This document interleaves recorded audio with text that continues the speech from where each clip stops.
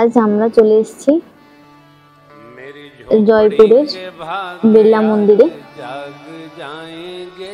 এটি জয়পুরের একটি আকর্ষণীয় সুন্দর অন্যতম জায়গা। আর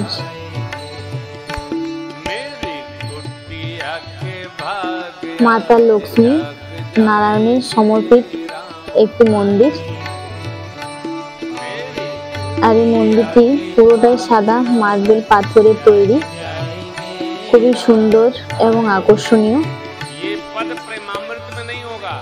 এই মন্দিরের দেওয়ালে খোদাই করা আছে বিভিন্ন ধরনের দেবী দেবতার, অপ্সরা ও গন্ধর্বের মূর্তি।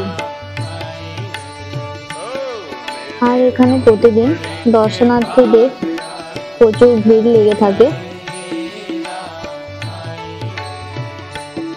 বন্ধুরা, এখন তাহলে এই পর্যন্তই। আবার দেখা হবে নতুন কোনো জায়গায়, নতুন কোনো ভিডিওতে।